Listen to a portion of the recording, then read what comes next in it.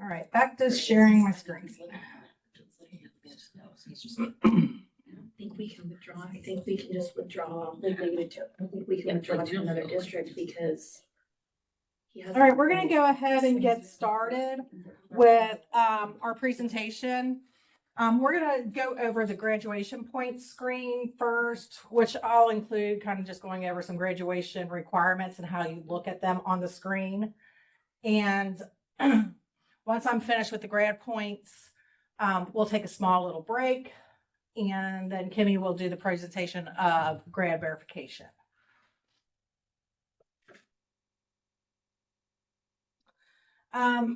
Ohio's long-term graduation requirements, I'm sure many of you know about this because it's been in effect for a couple years, but there are different pathways that they can choose as well.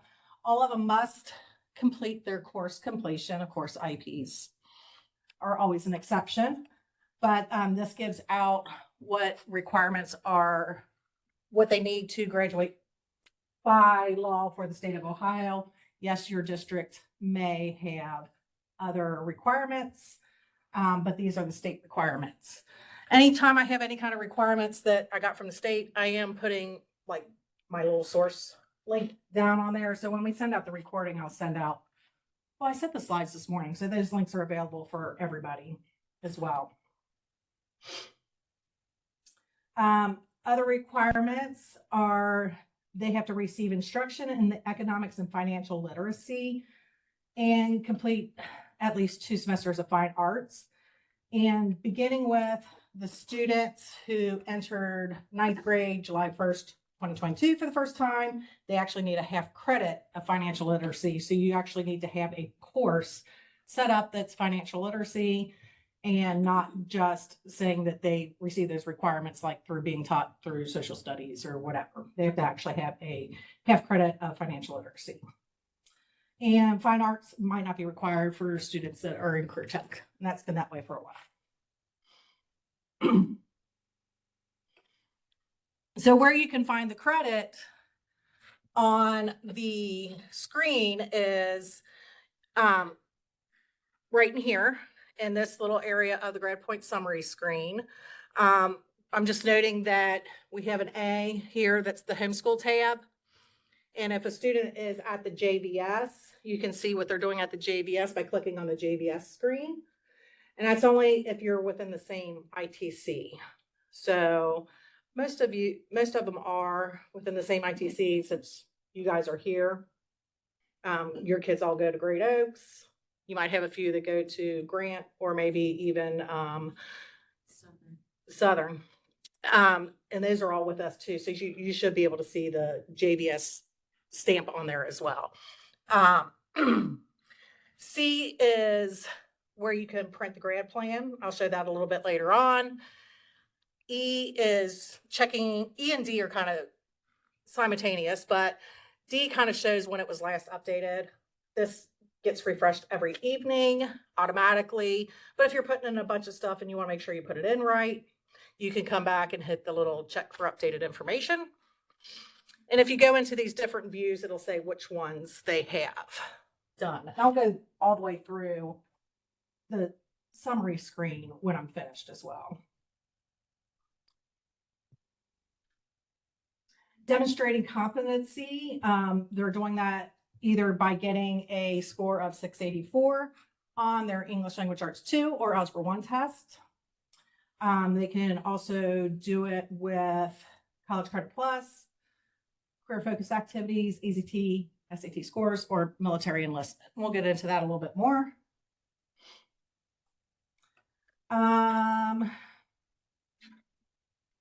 These are the alternative College Credit Plus alternative classes. And demonstrating the ACT, they have to meet those competency standards that are set, the remediation free in English too. The alternative career experience technical skill is a little bit more than the other ones. They have to earn They have to do at least 2 of the 7 items that are listed here. And their supporting options, getting that all done. So proficiency in the web exam, 12 points on the industry credential, completing a pre-apprentice or apprenticeship program, obtaining a state-issued license in a vocation that requires an examination. And then we have some supporting options of the work keys, the 250-hour work-based, and also the Ohio Maine's job readiness seals.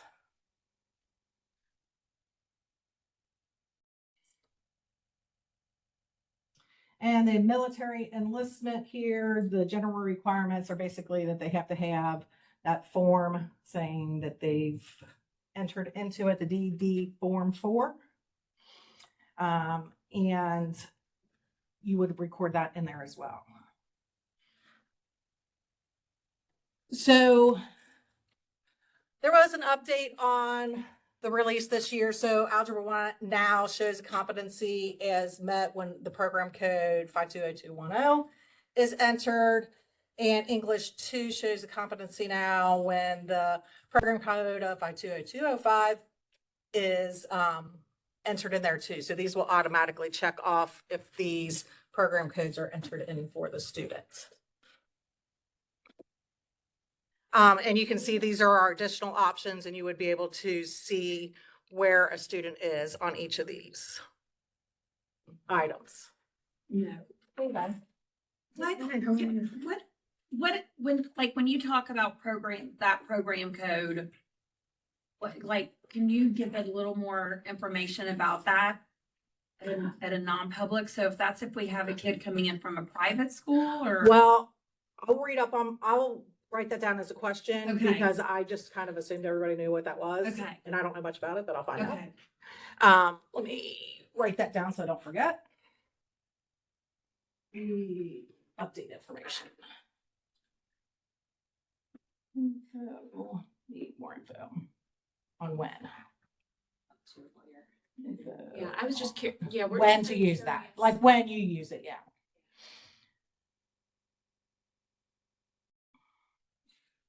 I will find that out. I'm sure that it's not just anybody that comes in from a private school. So we'll find out the details Okay. of that and get that out to everybody. All right. So if they've met any of those points that we just talked about under the additional options, they're going to be found in the additional options area of the Grad Point screen.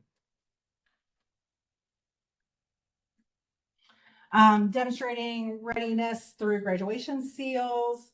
It is, in addition to fulfilling the curriculum requirements, they created the seals for them to go to, and they have to have, I got to remember, I think they have to have 2 state seals and 1 local. just two total. One has to be state. It's 2 seals, 1 has to be state. So thank you for clarifying that. I always get that confused. But these are just pictures of the seals. If you need to know the requirements, I have my link down there on the bottom of that slide. You can press on that, and then when you go to it, you'll be able to hit on these different seals on that website and be able to tell what the requirements are for earning those seals. Oops. And then at the bottom of where are we at? This screen is the earned readiness seals, and you would be able to see how many they've earned and clicking the view button to see which ones they've earned so that you don't have to go over to the exemptions requirements screen to look at that. Oops, sorry about that. Keep spinning through these. So the grad plan, we're going to talk about that. This is how you print it on the Grad Point summary screen. You would think because there's an arrow there, there's going to be a drop down. There is not a drop down. Once you click it, it's just going to start processing that grad plan for you to be able to print off. And right now you can only print 1 student at a time. We've been praying for being able to print them in bulk, but you would be able to print it right there. So once you click that, it just starts the download process. you open it up, you have your grad plan. Grad plan details on the student exemption requirement screen is where you're going to put all your, obviously, requirements and exceptions to the rules. So under the basic information of the grad point plan details, you're going to see these date updated. So each year you're supposed to be sitting down with your students, going over the grad plan with them. You would just enter that date into that field. In the career field of interest, you just start typing in there. In the different fields of interest, you can select one, you can select multiple. And in the FAFSA application date, you can put the date up here and for the date that they submitted their fee for the application. And also here is a link to the FAFSA date service so that you're able to check on statuses and stuff like that right there.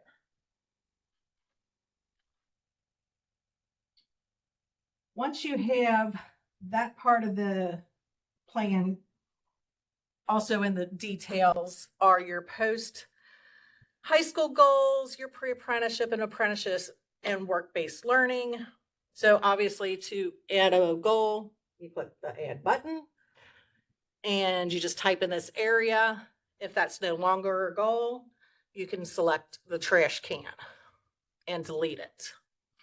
On the pre-apprenticeship, again, you would have to hit the plus sign, putting the name, phone number, email, company, employer, and then the work-based learning, going to the drop down and figuring out the planned experience, the date they earned, and the hours. So there's an ad for each section, and you can also delete it. Another update from this current school year is on the exemptions requirement screen, the grad plan detail, work-based learning sections, the hours field now accepts numbers up to 4 digits. Before it'd only go up to 999. Not sure what kid's getting it, but there's some kids out there getting some work done if they're going over 1,000 hours. So can I just ask a question about the work-based learning? Mhm. As I get kids who do complete their 250 hours as they're working through this, does it need to be in this screen and along with another screen in order for it to count for their graduation points with the state? There is an area on the exemption to say that they've completed that. So we'll go over that. But does it need to be in like both spots, I guess? It doesn't at this time. So they developed this plan because the state of Ohio said, here's what you need to give kids each year. So this just kind of could, so if you're keeping it over here and, like if you're keeping that information in a separate database. The student and the family, the other parts of the EMIS screens. Right. Yeah, those still need to be done. But like as you're printing out a plan, they would say, oh, this is my plan. I've already got, my 250 hours. I'm good. So they would see that on their plan. And I don't know if it'll ever start being to where these things start tagging in to the system. So my thing is it's there instead of keeping track of it over here somewhere and then have to do something over here. I would just keep it all here, but that's just me and how I work. I like everything in one spot. The Ohio Means Jobs Readiness Seal Mentors. There is an area to add your 3 names. The military enlistment. This is where you can check off that you submitted they submitted the documentation, the date it was submitted. If they take the ASVAB, you're able to add the ASVAB scores on there as well by clicking the add button, entering the test date and the score. And again, you're able to delete that as well.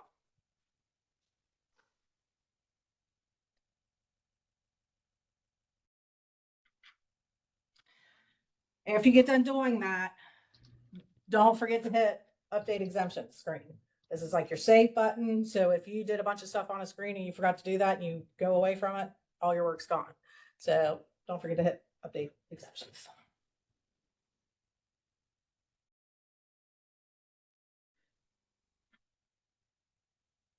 So the EMIS graduation elements part of the requirements exemption screen.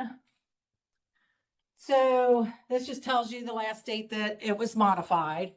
This right here is also, you can kind of see it on the FS graduation tab. So this element here is going to determine, like, for those students who don't need a half credit of financial literacy, they just need to be taught it. You can put in here that they've met the requirement.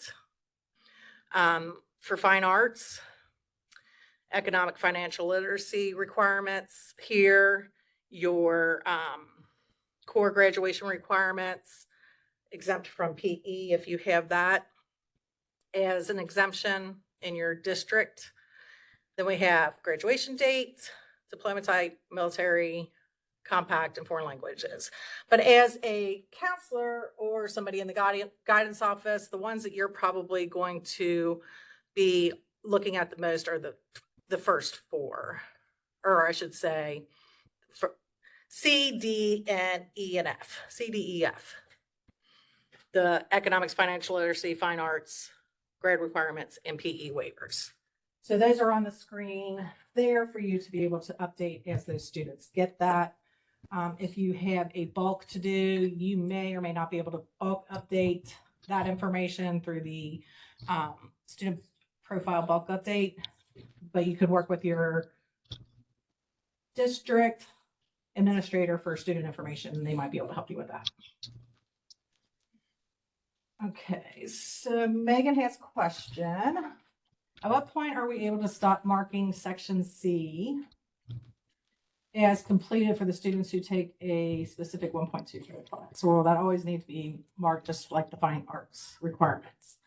Megan, I'm going to say that it might have to do with, depends on how things are coded in your system on your courses. Like, are they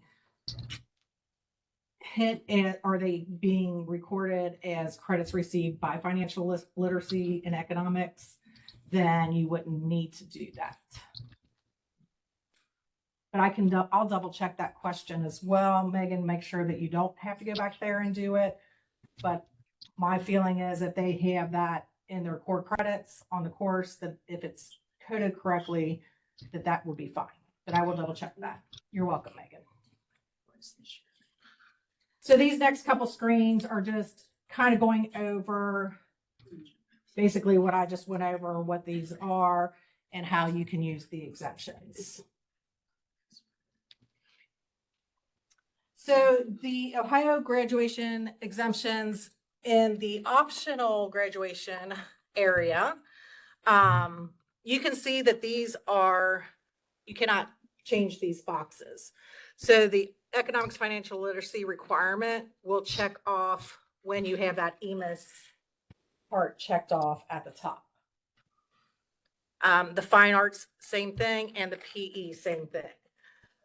Those are automatic based off of those screens on the back end of that EMIS section in this area.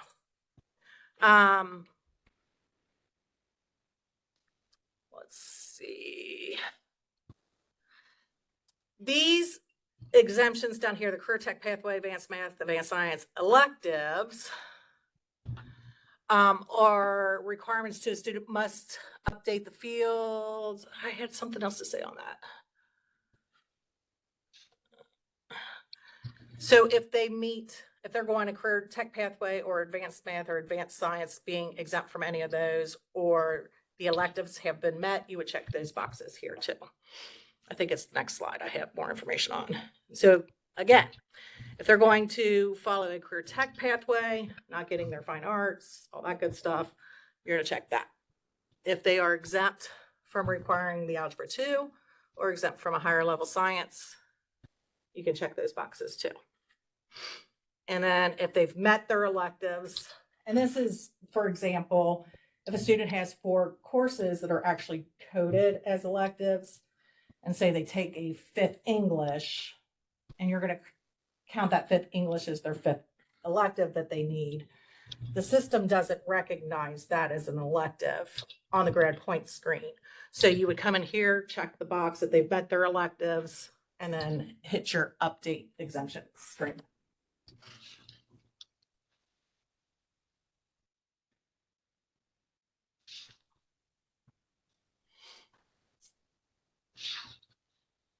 I did have a little more information on that.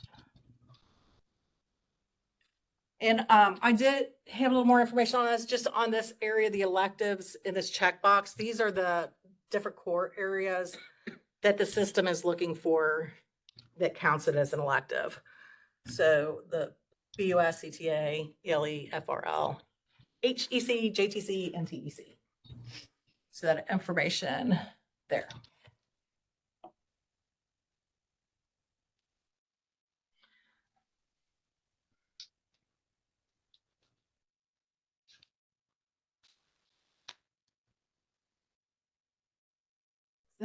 This was something that was in the system, and I thought it was kind of a little bit important. It says if the student had already completed advanced math or fine arts requirements prior to selecting the career tech pathway checkbox, the advanced math or fine arts requirement is marked as complete instead of exempt. So just so that you know that, just because they're in the career tech building doesn't really mean that they're taking a career tech path, because they could have earned those, or can still earn those. And this is just saying where those automatic ones were at. Those auto checkoff boxes. Gives you a little more information on that.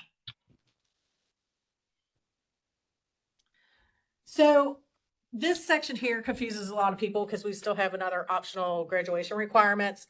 But this section is used for anybody that's the grad point screen of 2018 plus optional pathways tab. So pretty much you might have a couple little scragglers out there in your buildings that are still qualify under here. So that's why they kind of keep this here, because kids can go to school till they're 22, 23. They may still have these information, but like a quote, typical high school student, you're not going to use this area that much, but it's still going to stay out there until a lot of those kids fade off into the background. Okay, so the state system of Ohio diploma seals. So you have your plans to earn and earned columns. We have auto earned seals. So the college ready seal and the honors diploma are going off of your remediation free scores for the ACT and SATs, and we'll automatically check those boxes. And the honors diploma is checked off automatically on that EMIS element area by which diploma that you check, if it's one of the honors diplomas.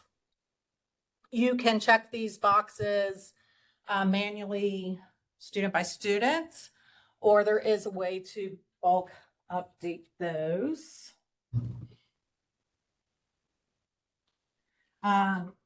It can be bulk updated using the templates. I do have them out on our website. It's under the student tab, and then under HCC student services documentation.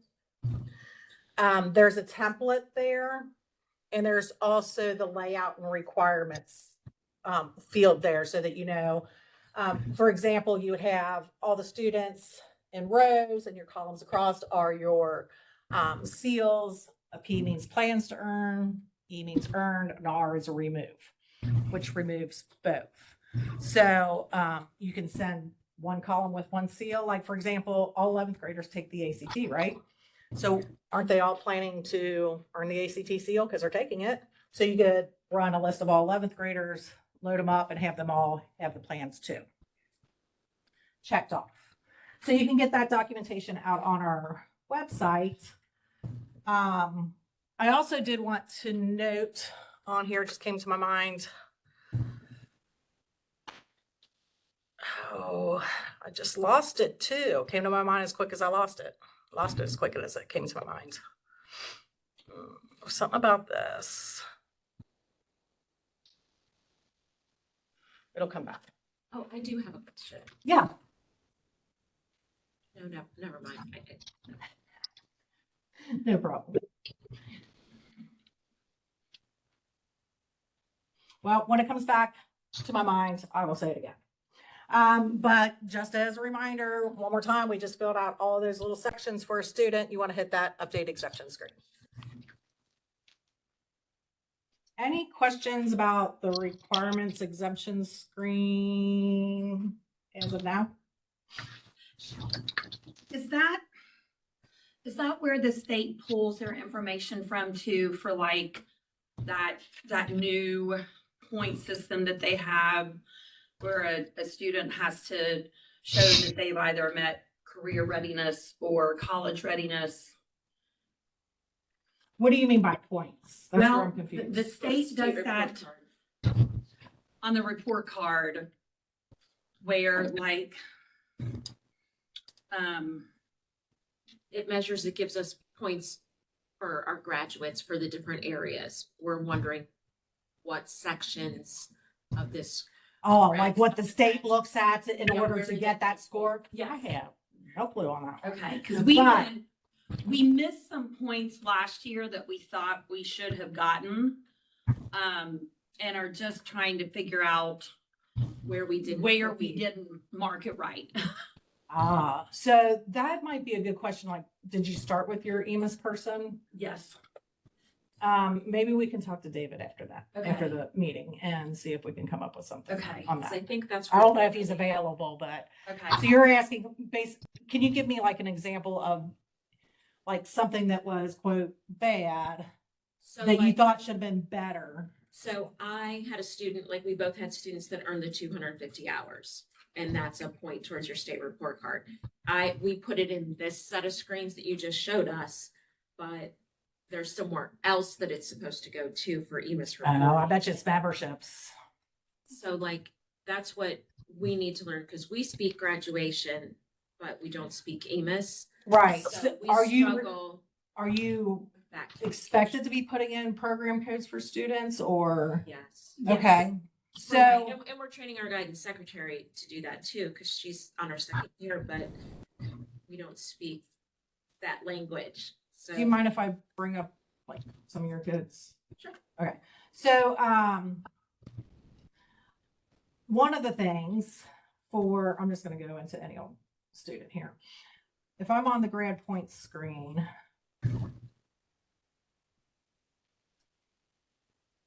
Oh, I wanted to be on the exemptions requirement screen, sorry.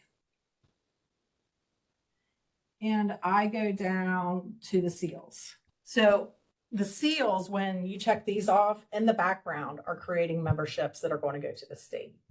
So in this area, and it's going to do that for every seal except your foreign language seal, because that's specific to the language that they're taking. Like a student that took a year of Spanish and French doesn't qualify for that, but somebody took Spanish, We they Yeah. would.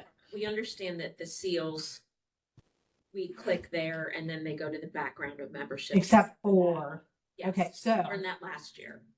the memberships are also in that area for each of the students. So It just shows up in the background though. It doesn't, we don't really see it. those ones, correct, besides the bilingual one. So as long as it's checked off there, you're good. But the one for the 250 hours is probably in here too. I'm just gonna get my glasses on, number one. Probably graduation pathways. Nope. Would it be, there was a work-based learning one, would that be it? Oh, there was a broke-based learning one. Yes. So it gives the different hours of less than 40, 40 to 99, 100 to 249, 250, 500 plus. So.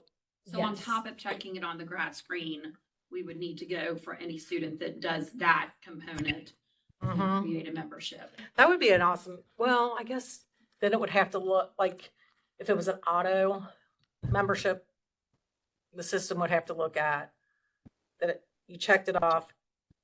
And then it would have to look at like the number of hours that you have in there to be able to do it. So that's Well, just probably at least why it's knowing not that on that's that. something that's there. So that's probably what you were missing. Was that the only one that you? That was one that. Well, the CCP, we figured that out. We got Okay. that situated. The other one was when you have, The kids- webams, that was the other one. that was one, and then when you have, students coming in from private school that earn the Algebra 1 and ELA 2 through, Iowa's, like. I think, That's I don't that think that program. I don't think that they're allowed to do that anymore. I think the Iowa thing went away. I don't remember what year, fairly recent, maybe, but I think that one went away. I thought that one just came back in. Well, maybe it went away and came back, and I don't know. So let's look at that. I'll look at that one too. So we figured out the work-based learning one, so I can cross that off my list. So Iowa testing, because there is some, I have something on that because there are memberships that have to be entered on that. And now that I'm thinking about it, I talked to Karen Ryan about that, who's one of our EMIS people here too. And I have that information, so I will forward that on to you. Email from Karen. Because there are membership codes that you have to put in there too. Memberships. Incoming. And private school. I'll probably look those up while Kimmy's doing her presentation too and have them to you by the time this is over. Let's see.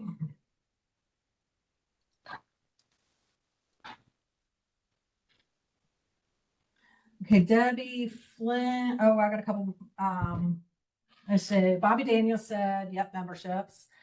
Megan said we received info from our district office that the Iowa would count and needed to be coded in memberships. Okay, Megan, thank you. And Debbie said there are reports that we receive in the data collector for review of the elements called. There's the elements. So we'll copy that out too. So you guys probably don't have access to the data collector, but your EMIS coordinator would. So you could be going to your EMIS coordinator, asking her, you can't see the chats, but asking her for these specific items that you can kind of check to see, like if the kid, if it's, yeah, like, oh my God, this kid's not showing up the way it's supposed to be showing up, ... So thank you for that information, Debbie. It's nice having EMIS people on here sometimes so they can help me out. That's definitely not my forte. All right. So I will get those membership codes for you though, but they are definitely done in membership codes. And I have those on file. Are there only certain times you can run that data collection, or can you kind of run it at any time?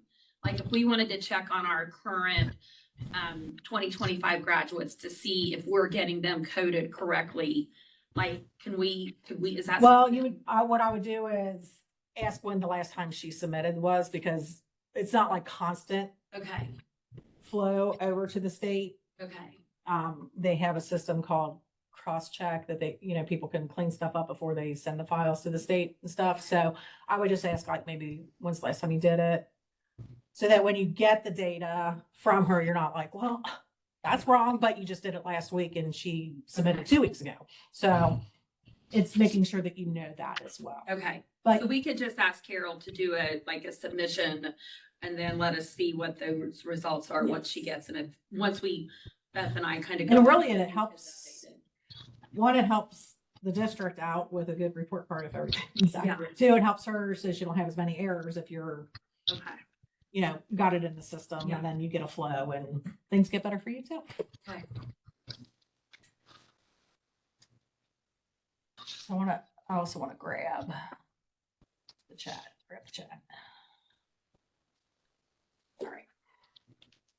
Unfortunately, I can't really see when people chat. Sometimes it pops up and sometimes it doesn't. So I'm just checking it every once in a while. All right. So I think that was basically all I was showing you, is the work-based learning. When I said that I wanted to go back, that's what I wanted to talk about, was how those memberships create when you check them off. So that's what that was about before. Kimmy, this is going a lot quicker than I thought. It always does. Well, I don't know. Sometimes I think it's going to be long and then short and it's long.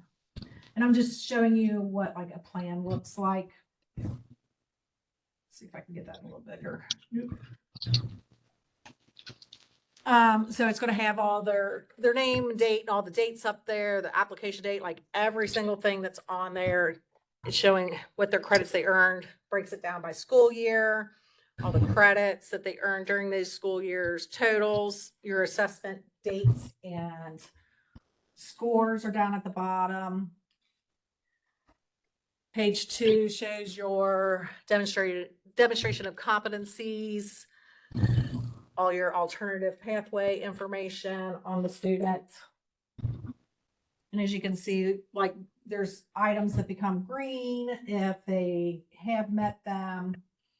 And for example, on these seals, the ones that they earned are in green.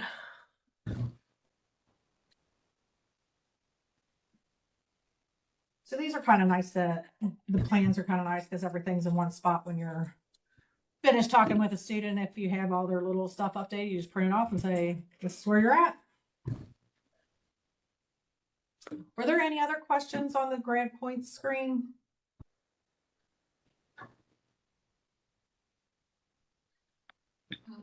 I'll ask one more. Sure. Yeah, no, you're fine. So if we're going to be using school links next year, and we'll be using, they have a grad plan embedded in their system.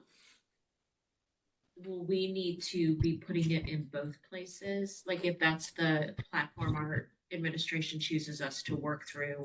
Well, I would say all the EMIS elements are still going to have to be put in here. It's not going to be Right, but the goals and that kind of stuff. Yeah, as long as the system's not requiring you to put them in for state purposes.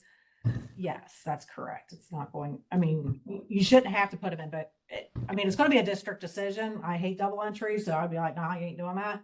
But I probably wouldn't buy school links either. So if I have a plan already in a program. Well, one of the big reasons we went with school links is it's when we had met with him, let's say last year, kind of about when this grad plan first came out, is we wanted something that's viewable by parents, like kind of in the system, and that all staff can see when they want to see where that student is in terms of what their grad plan is and meeting grad requirements. And that was really the issue that we had, is just where this program in Dazzle is the only way you can access it is that one PDF, and you can only do it one student at a time. That makes our sense. hope was that you would be able to run it in bulk like a transcript, and that still, didn't come to fruition. But our understanding with school links is that it will pull a lot of this information. Yeah, it's going to pull it from, Dazzle.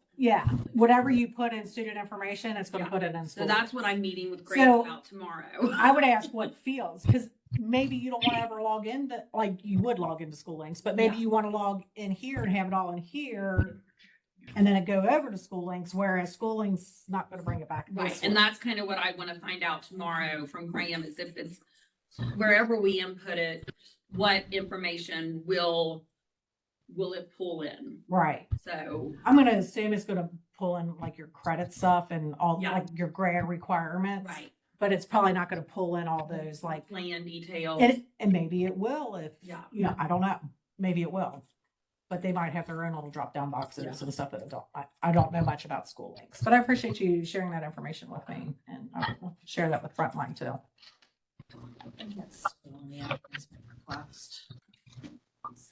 Oh, yeah, it is. Oh, I just got another question pop up, so let me look at what that was. All right. To the beginning. So Carrie is asking, is there a report I can run for a grade at a time or only individually? Casey, sorry. Unfortunately, it is one at a time. There is a report out on the analytics hub, but it's one student at a time. You have to know the student number, so you might as well just do it from the grade point screen. And then I got I agree, Casey, it is a bummer. And Wester Brown is asking also, what if your district requirements are different than what Dazzle grad plan shows? Is there a way to tailor it for each district? Right now, grad points, no. So there's two parts of tracking graduation. You have your grad point screen, which are basically like the Ohio ones. And then what Kimmy's going to go over this afternoon is grad verification, which is we'll look at like your individual schools. The problem is, for example, grad points, I can't say every student needs an additional math credit or whatever from, school ABC to graduate, or they need 15 hours community service or whatever that extra need is. You can add it to grad verification, but if I go to grad verification, I have no clue if they got their career tech points. I have no clue, like all the alternate pathway information, basically, and your seals and all your membership codes and all that stuff. Those can't be brought into grad ver. So it's like, we need them combined together to be able to do it. And we've been asking state support about like doing that, but every time they try to do that, the state of Ohio says, oh, by the way, we need to change something. So then their focus goes, to updating the system so that they can report to that. But we press them every year. When are you going to get that done? When are you going to put it together so that counselors aren't, doing two different things? So when you have extra requirements, credit wise, grad ver is good to be able to see if they met those. And Kimmy will go over more information on that and showing you how like to enter a plan into the system and be able to run it and stuff. Yes, ma'am. Okay, so let me see if I can explain this right. In the grad seals, is there a way to pull a report so that you can see like maybe they hit the 700 on US history, but they got a B in government? Like, do you have to individually, like, is there a way to pull that list? I mean, I don't like, because they met one way and one another way. I know, like, straight from the test, we can get a report of who hit it. right. Like if they hit it half one way and half the other. So what do you like? They hit the 700, but what do you mean by it? So you can earn a citizenship seal by meeting the 700 in Right on the test, or by receiving an A or a B in the course. Oh, gotcha. So that's not, you're saying, is that ever going to be automated? Yeah, like, or how can you, well, because I've seen it, I saw a report somewhere where I had that information, but I can't find it ever. All the either or, like Yeah, where it said where- either or? Mm-hmm. You had a report? I swear I did, yeah. Hmm. I think it's when Alicia worked for us. She pulled something She might have pulled information out and made her own little report. and it could verify, like it showed us that we needed to put this kid in, had his They had earned the seal and we didn't realize. citizenship seal. So that's based off of a 700 or higher, right? Mm-hmm. So that one's easy. Mm-hmm. Yeah, that pulls automatic, like, yeah, we'll get that. We can pull that, but we can't pull. So I guess we would need to pull whoever got an A or B in the course and then. Well, so if you do it automatic, let's just say you do it automatic by that, you do it upload. Let's just say like, I'm gonna pull everybody got 700 or higher.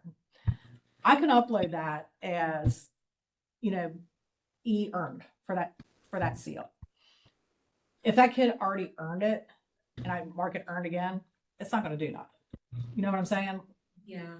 So if you pull a list of everybody got 700 or higher, load them up, and then you come over here and you go to those classes and pull all those kids and their grades, and you find all the kids that got A's and B's, and you uploaded just those kids that earned. If they were on both lists, it's not going to override what was already there because you're going from earned to earned.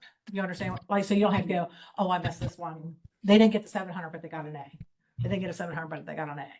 I got everybody that's A and B. I got everybody that's 700. Don't care that there's duplicates there. Load them up. Does that make sense? Mm-hmm. So you don't have to compare them, but you would know who earned citizen. And I can show you how to pull those marks. I can show somebody how to pull those marks. So We will have that meeting another day. yeah, reach out to me and Absolutely. I was gonna say, just reach out to me when you're ready. We'll set up a time and we can do it remote and I'll walk you through it. Okay. Through a little remote session, take half hour to show you how to pull that information out. No big deal. Okay. All right. Any other questions? All right, so we're gonna take maybe like 10, 15-minute break, come back around 10, and we'll get started with the grad fair part with Kimmy. I'll put me on mute. If anybody has questions out there in Cyberland, feel free to speak up. What the heck is it? Some strange things happen. When we,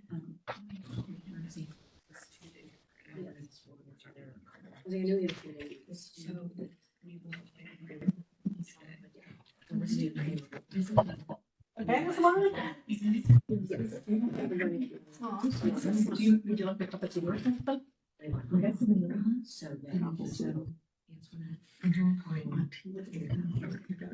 back at the semester, there was no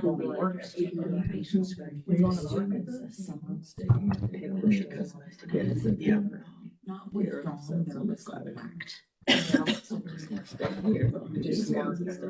they're not withdrawn from the school. I swear I feel like- Withdrawn from 23, 24. And then Five record is. Yeah, which is why. Yeah. I know, I'm just. I'm feeling okay so far. That's kind of wondering. Yeah. I think like in December. Yeah. Like, they have a double schedule. This is the first. And I can't figure out what we might have done. It could have been, what happened is, Every time. so let's say you start school August 1st. And Oh, yeah. Okay, so you have. that student had a schedule and everything was required at that time. We're doing integration, everything's pushing through the grade book. Teacher sees that, and then you find out, oh, the student isn't keeping track. And so that student is whacked from 24, 25. Years we're like scheduling 25, 26. I'm like, what year are we in? When they were whacked, grade book never sees that withdrawal because there isn't one. And so since you had already turned on integration and all that had been pushed into gradebook, it will not take it out until it sees a withdrawal record. And so there are cases like that, especially if districts turn on integration really early. A lot of them will turn it on in July. And it So takes what- what you what have do as of we- July and copies it over. So what do we have to do on our end? Just send in a ticket and ask for it to be removed. Manually removed from gradebook. Okay, Yeah. so we should send a ticket in if we're, like, say, like, we don't Essentially, find out. I'm shocked that the teachers didn't point out like that she was on the list prior to that. You know what I mean? Because she was in there, yeah. So she was in there all first semester, yeah. Yeah. I don't even know where Right. you're going. Nice to meet you. Find out, like, kids will show up. or- Nice to meet you. Exactly. And then you get a records request or, Yeah. And so that happens. How are Yeah. you doing? They never show up. You have to put the ticket in. Have them taken out. Kimmy, I'll leave my cord up here just in case you need it. On their timing of withdrawal. You know, if they're whacked, yes, we need that If we use a ticket. 715, maybe. But if they're withdrawn, gradebook will see that withdrawal record and we'll put the red W next to their name. The teachers probably just did it. Yeah. Kids say, oh, she's not coming back. Yeah, and they just hide her, yeah. Okay. That's probably what happened. That's too late. Especially it's like, cause you were smart, I told Ottawa, I was like, I didn't even think about it travel time. We put in, and we did, that's all I used to do until one. Never already. They were showing up on my art teacher drawing. Well, yeah, nothing, I know they're on the DNAC calendar, and I've never put anything in student information, and there they are. Some point they had been scheduled. Oh, yes.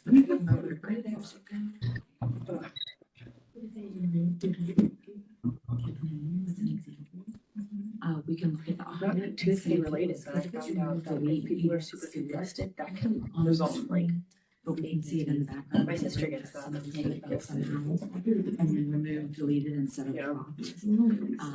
And the same thing happens with that. When remove delete happens, there's no drop date for the course, so Gradebook doesn't see to remove that child Yeah. from that course. So when do we? Do you feel pressure like anywhere else, like? If it was in like the a city, city? Okay. and the student was not like in that kid's case, you know, somehow Susie accidentally got put in art, she doesn't attend, or she's outplaced, whatever.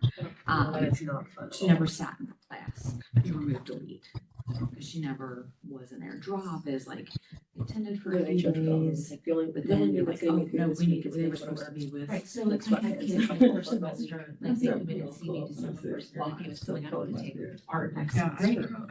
I mean, it works. Delete. Okay. So that looks cozy. It does, Yeah. So maybe tomorrow. Yeah. And so you I haven't had time to. It'll be Wednesday. Susie's on my class list and she's not in my class, and you're like, I took it off her schedule. It's because it was removed, delete. Gradebook does not see that with date. Because it's already right. Yeah. Gradebook already pulled it over because with initial integration, she thought it was the same issue. But She was like, are you vacation? Yeah. That really makes sense to me. I didn't get it. It's like, it had to like do. I didn't get it when you mentioned like Integration versus. Yeah. So I don't know if it was like a district. That's a struggle because It districts was, have it took a long time. outside I did the same programs thing, that are like, like all that integration, and it's like 40%. outside programs that have been running. So it's finding that one. This one wouldn't have made a difference because we didn't find Right. out until after school started Yes. anyway. Information over and. I only use it for going to a teacher's classroom. Like, you can do all that without, like, we can set the building up Which you're used to. without even bringing the kids over and clean up everything. And we can clean up all the Yeah, portions. and then bring the kids over later, or you can do it with the kids in there. It doesn't have to be like, we set it up now, the kids are Carol there. doesn't want to bring the kids over because she's, there's issues there. Well, at some point you gotta start scheduling, so.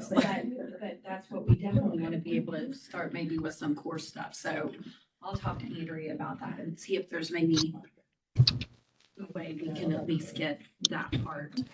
Still on up here.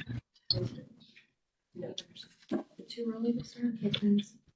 Should I wait a few I minutes? said 10, so we got about 7 minutes. Okay, I'll wait then. But this sucks then. This.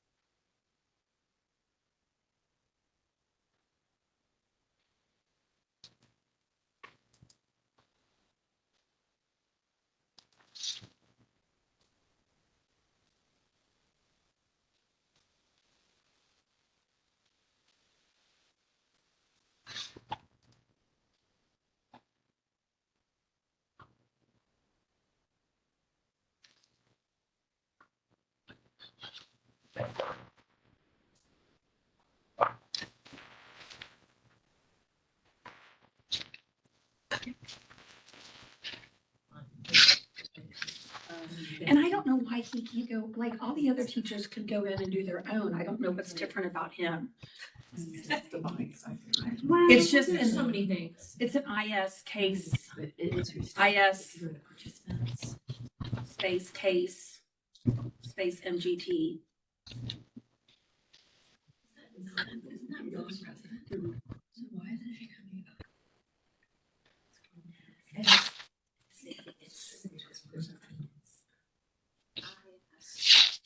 Space. I know there's a. Yeah. Case manager. Right? So then if I do that, then like.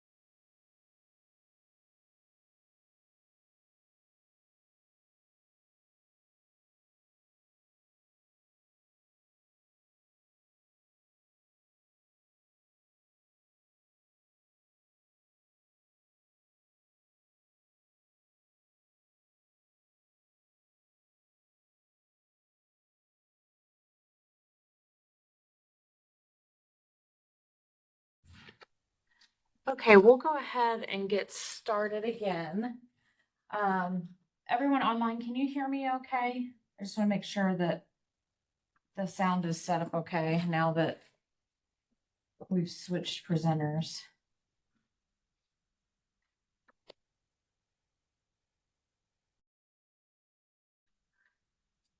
I can hear you, Kimmy. Perfect, thank you. Okay. All right, so like Laura was mentioning towards the end of her session, I'm going to present about graduation verification, very similar to grad points. They both have pros and cons, and we really need them to be merged into one, but that has just not happened yet. Like she said, every time they kind of start to go that route and focus on it, then there's some changes in grad requirements, and their focus has to be on like updating the system to meet those requirements. So hopefully in the future, we'll see something that kind of merges the ability to track all of the state requirements and assessments and things like that, along with your school's requirements. So your school may have additional graduation requirements that are above and beyond the what the state of Ohio requires. And that can look like maybe you require credit in fine arts, whereas the state doesn't. Maybe, you know, the state requires a half a credit of American history. Maybe you require a full credit. It can also be total credits. Maybe you require a total of 24 instead of the state's number. So graduation verification gives you that flexibility to add in your school's additional requirements. We've seen some districts go as extreme as, you know, some require college placement letters, job offers, or military enlistment. And you can also track that in GradVer. So it's not just credits essentially that you have to track. Maybe it's community service. You can track all of that in GradVer for your district. So this gives you that flexibility to track it, as well as run reports by single student or in bulk by either grade level, counselor assignment, however you want to run that. You can also run them in bulk to see who is met and unmet for the requirements that you have created. So I'm going to walk through the steps of setting this up. And feel free to follow along, you know, if you want it in your systems, kind of create some rules and play with them. You're not going to hurt anything, break anything. But also I plan to stay back afterwards if you have any additional questions and want to really actually build yours and, you know, fully complete it. It'll probably be hard to totally keep up and fill in all of your rules as I'm going through. But I will hang back afterwards. You can also always send in a help desk tickets with your graduation requirements and say, we're interested in using this, but we need help setting it up. And we can walk you through that or come out and meet with you, whatever's easiest for you. So, but I'll just kind of show you the basic setup. And then as well as, okay, once we have it set up, what's the benefit? What does it look like? How do our reports look? So that you can see the overview of graduation verification. So it is housed in your navigation menu under management, school administration, and graduation eligibility.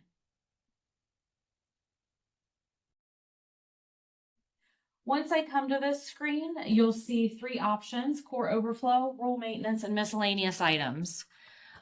Miscellaneous items is kind of what I was referring to about, we've had some districts that are tracking community service or placement letters in order to allow their students to graduate, things like that, capstone courses. So things that kind of don't fall under either assessments or GPAs, credits, things like that, that kind of falls in the category of miscellaneous items. Rule maintenance is where you're going to build your actual graduation rules. And then core overflow is where we're going to start. And it may not make sense at first, but once we get to the end of the picture, you'll kind of see how it functions. But core overflow is the feature that defines where excess credits go. So that's one thing in grad points, you know, somebody might have 6 math credits and, only the 4 are required, and but it's still showing 6 in math.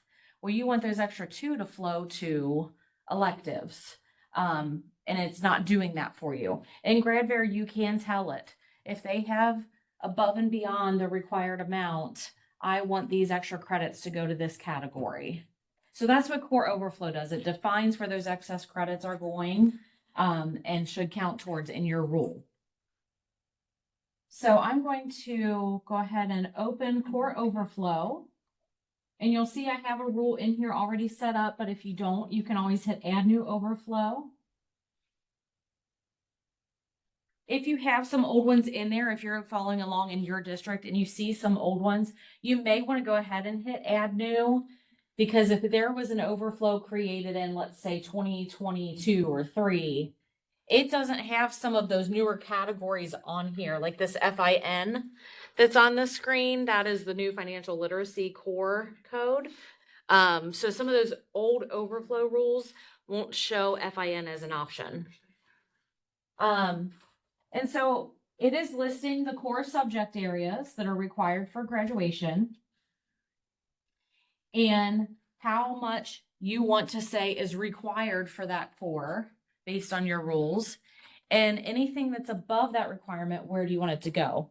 So for example, our first line is BUS, business. Most schools don't have a requirement that students need to earn a business credit.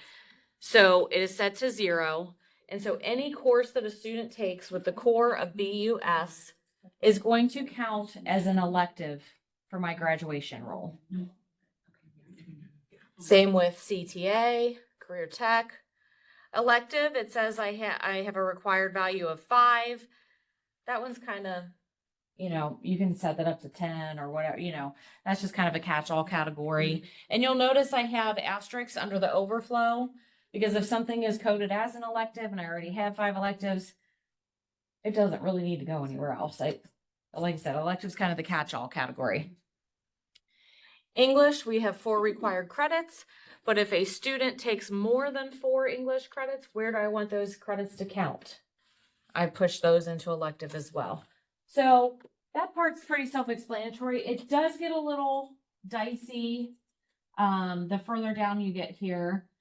So for example, like math, we've got our MCT, MTA, and MTO. The MCT is that outside requirement that can count as your Algebra 2 for students if they take that. So I went ahead and put MCT as a 0 and saying that if a student takes a course with MCT as the core, I want that to count as my MTA, my Algebra 2. Now my MTA students, I need them to all take 1 credit of Algebra 2. So I've set it as 1. And anything, if they happen to take another course that counts as an Algebra 2 credit, bump it into my MTO, my other math. Have that count towards their 3 other math. And then MTO, other math, they need a total of 3. Once they hit that 3, if they're taking additional math courses, just send them over to my electives category. So it's kind of like a tumble down domino effect, where it's flowing into subcategories here. Where it gets really dicey is science. And I'll be honest, it's a case-by-case basis. We don't have a catch-all answer for this. As far as how to set up your science with the advanced category. The whole chemistry thing blows up science for every district.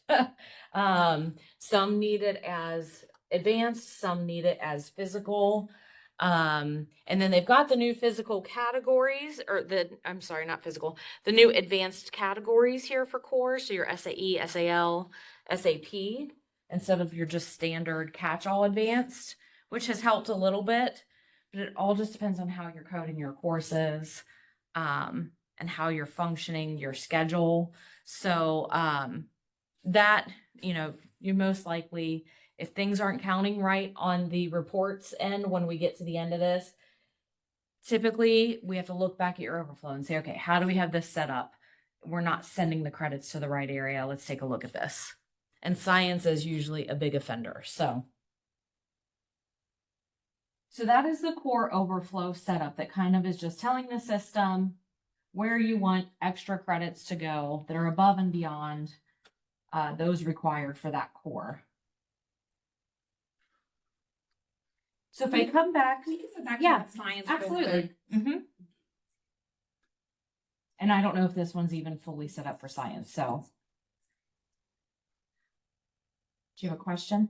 Do we have to build this out every year or just the newest? No, so one this is will on? roll year to year. The only scenario might be, like I said, we had some schools that have been running on Grad Fair for years. Everything's going great, fine. They don't need to touch any of the setup. But then they came out with some of those new codes, the SAL, SAP, FIN, the world history, whatever it is, SOH, or no, SWH, I think is what it is.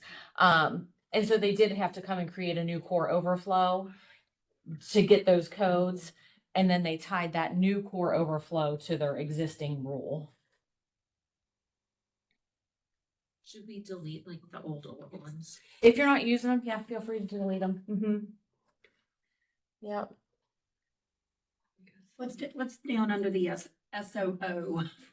SOO, SOG or SOG? SOG is government, social studies government. Okay. And Yeah. then can you scroll down below that? Yeah, SOH is American history. SOO is other social And studies. those were just electives. And SWH is world history. Is there a list that gives you what the definitions for those codes? It is in the EMIS manual. It's the core subject codes. When you go into your course setup too, when you're required to select that, it will list out what it means. I'll jump in there real quick to show you.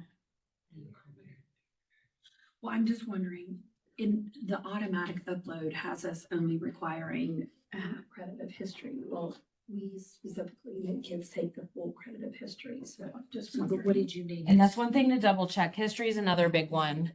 The state only requires a half in most of those areas, but the majority of schools are offering year-long classes, or, you know, they have to take 2 semesters of American history, world history. But the question is what do your graduation requirements state? Do you actually require that 1 full credit? Or if they meet the half base, like on what the state says, do they qualify? So, history is one of those tricky ones as well. So in your course setup on the EMIS tab, you'll see that spelled out there, what they stand for. But it's also in the EMIS manual. The EMIS manual actually goes further and spells out what qualifies for each one. You know, what curriculum can count for each category. Okay, so our next step is going into rule maintenance. And again, you might have some old rules in here. Maybe they've been set up in the past and never really used, or maybe just with transition of staff, you know, things fell through the cracks. And so again, somebody asked about deleting. You feel free to delete those out if you're not using them. You might want to hold on to them for just a little bit though, because you can copy them and save yourself some setup. And again, these roll year to year to year. So there's no need to recreate the wheel every year unless grad requirements change, which is pretty common. But I'm gonna go ahead and add a new rule here. And I will just name this. So we've got what this year's class of 25. So I'll name it 2025. Now I could name this 2025 and beyond, but I know next year my requirements are different. The class of 26 has different requirements than 25. So I'm just going to keep this specific one as class of 25, for example, and I can add another one that is the class of 2026 and beyond. And then that way I've got this rule in here that will work for the class of 26 and hopefully 27, 28, 29 until they change the requirements again. So you just give it a code and a name. You can put descriptions in there if you want to help explain if you have multiple different rules for different reasons. You can put a description in here of, to clarify what this specific rule is. Maximum credit groups, you won't need to use this, so you can skip over that tab. But the third tab, total core credits line item options, is crucial. So the first item on this tab is that core overflow rule that we talked about. So we need to tell this rule that we're building what overflow to use. So you might have different, so for example, my class of 25 rule is going to have a different overflow than 26 and beyond, because 25 doesn't have to earn credit in financial literacy. So that would be a 0 and push everything into electives. Whereas my class of 26 overflow is going to be, they need a half a credit in financial literacy, and anything above a half push to electives. So we have to tell this rule, what overflow do we want to use? So I'm going to go ahead and select the overflow that I created for this rule. And then below you have credit selection options. So I mentioned you can have different rules for different reasons, and you might need to name them or put in the description to identify what they're used for. Do you want this rule to look at their current courses or just what they have physically completed? Yes or no? And so you would check the box appropriately. If we're looking at current courses, how do we want it to, or even if past courses, I guess, how do we want to handle missing marks? So if we're running this report based on a final grade and a student doesn't have a final grade in that course, do we want to assume that they pass or assume that they fail? And so you have that option here. Do we want it to look at their current scheduling requests for next year? And do we want it to look at high school credit only? So we can create a rule for the class of 2026 and beyond that only looks at current courses and credits earned, but then we can copy it, create a duplicate rule that then also looks at current requests. And so when we're in the throes of scheduling season in a month or two, we can run the requests rule and have it look at their current courses plus what they've earned and their requests for next year, and see if all goes well and they pass everything this year and what they've requested, are they good to graduate? It will look ahead and make sure that they've requested everything that they need to graduate. So that's kind of where some different rules may come into play. We also have seen schools set up rules to simply track a certain section. So maybe, any kid that has taken government earned their financial literacy instruction. So we set a rule strictly for government, and we just run that rule to get our list of kids of who's passed government. We get our list of kids, and that way we can bulk update that checkbox you were asking about earlier. How long do we have to keep checking this checkbox for financial literacy? We've had them set it up for fine arts. There's a checkbox for the fine arts that they've received their instruction. So you run a rule just to see who's earned a credit of fine arts. That means that they took 2 semesters, and you get your list of kids, and that way you use that list to bulk update that checkbox. PE waivers, we've seen rules for just tracking PE waivers. We've seen rules for honors diplomas to track who's met the requirements for honors diplomas, other school awards that they have set with GPAs, things like that. So you can use it for more than just graduation. It's called graduation verification, but if you think outside the box, you can use it for a lot of different things. So in this credit selection in particular, I'm going to go ahead and include my current courses. Missing marks, I'm going to say assume that they fail, because that will then alert me like, oh, why isn't this kid meeting? And I'll go back and have to figure out like, oh, they're missing a mark. I need to track down and figure out why they didn't get that grade. So I'm going to assume that they fail. I'm not going to include current requests on this one, and I am going to check that it's only looking at high school credit. So I'm going to go ahead and save that rule. And so from here, if I need to change some of those items that I just set up, I will hit the pencil. That allows me to edit the name and the total core setup. But if I want to add additional rules, I need to hit the wrench. And hang on 1 second, I just saw a chat pop up.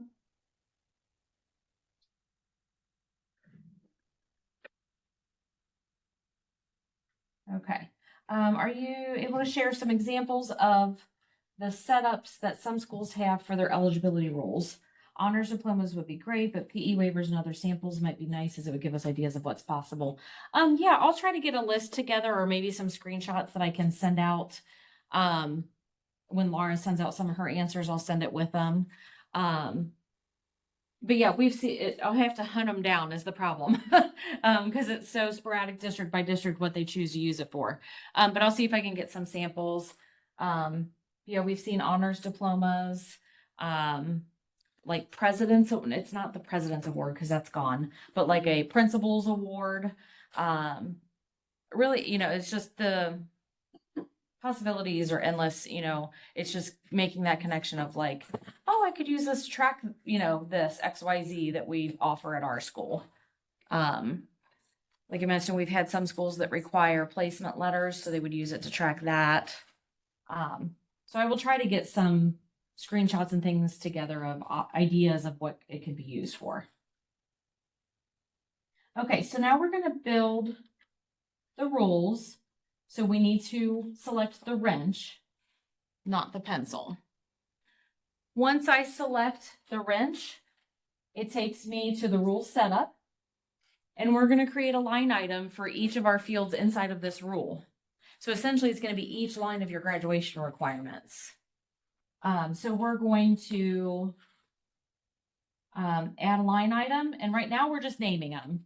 So let's say we start with English, and you'll notice you've got a sort order here at the bottom.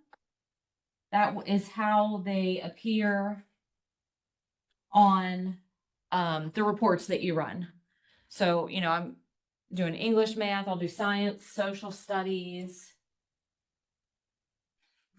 Now, let me show you here. If I do science, I can do just science and have sublines inside of my science. So I need my life, I need my physical, and I need my advance.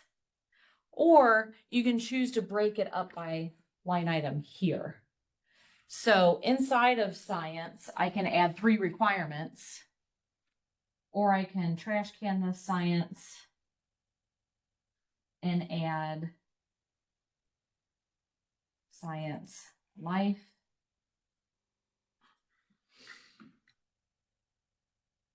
science physical, type.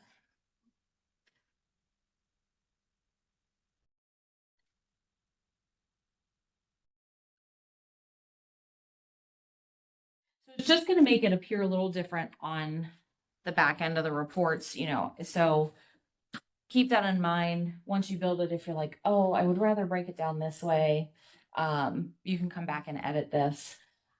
Personally, I prefer it broken down here, how it is on the screen now, rather than just a general science category and then having the 3 requirements inside of it. Because it's just a little cleaner on the report and to see met or unmet. So if you see science is unmet, you then just have to dig a little bit deeper on the next line of the report to see, okay, which one's unmet? Is it my life? Is it my physical? Whereas where they each have their own line item, you can see right away, oh, my life science is unmet. My physical is met. Advanced is met. So I kind of prefer to break it down on this screen, but you can also just do a generic science category and have 3 line items inside of that category. So we could do the same for social studies. They need social studies government, social studies world, social studies, what am I missing? American.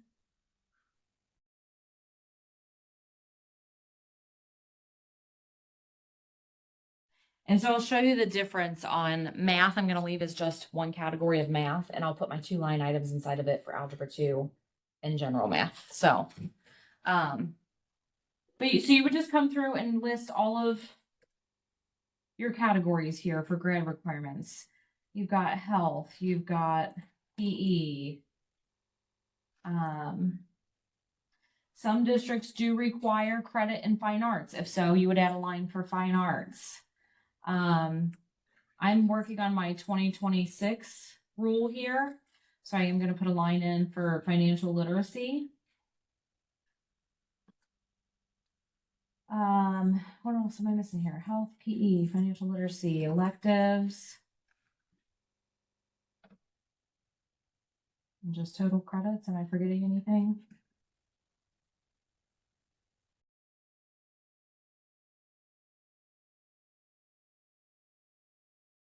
So I think I've got it all on here. So again, yours might look different based on your school's requirements. If you require a credit in fine arts, you put fine arts on here. Maybe you require that all kids take a specific course to graduate, like a capstone course or college and careers course or something that is your school's requirement. You can add that on here. So you can say, okay, did they take this course or not? So yours may look a little different than mine, and that's fine. So now that I've got all my categories, we're going to use the wrench to set up what the rule is inside of that category. So if I hit the wrench on English, you have to add what type of requirement is this, what type of element.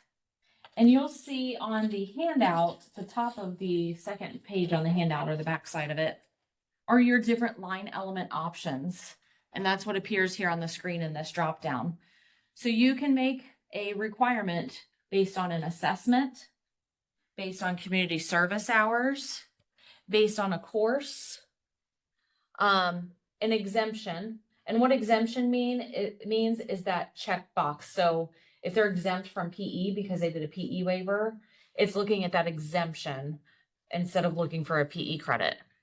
Based on a GPA, miscellaneous is where we can set up those categories we talked about in the beginning. You know, if you have kind of an odd requirement that's not really credit based, not GPA based, it, you know, falls under a miscellaneous category. It would be pulling from that miscellaneous that we set up. And then total credits and total core credits. 99% of the time, you're going to be using total core credits. And I think I saw another chat pop up. I'm just going to try and find it here. Oh, nope. Okay. So 99% of the time, you are going to be selecting total core credits. The reason being because what that's going to look for is that EMIS core that is tied to the course. So example for English, I'm going to say it's a total core credit requirement. And I want to add that element. And we require 4 credits with the core subject area of English language arts. I'm going to save that. So you now see here, I have a line item inside of English that says they need 4 credits with the core of English. It also has little shorthand notes here that kind of helps jog your memory based on this rule, what you're doing. It's got IC, so it's including my current courses. Missing marks, MM, is set to fail. And HS, it's only looking at high school credits. So if I come back here and hit the wrench on my math, I'm going to say I need total core credits again. I'm going to add my element. And they need 3 credits of MTO, which is math units other than Algebra 2. This is another place where you'll see that it is kind of spelling out what that stands for, those codes. So I'm going to push that code over to the right and save. So I just have 1 category of math, so I need more than 1 line item in here. I've got 3 core credits of other math, but I need to add another element that they have also, they also need to take 1 core credit of MTA. Algebra 2. And then notice at the bottom here, you have operators and an or. I want and. They need 3 in MTO and 1 in MTA. So I'm gonna go ahead and save that. And there's my setup for math. So science, since I broke them down individually, they're all just gonna have one line item. I won't have to do it like I did for math there. So if I come into a science life, I'm gonna do total core credits. They need 1 credit of SCL.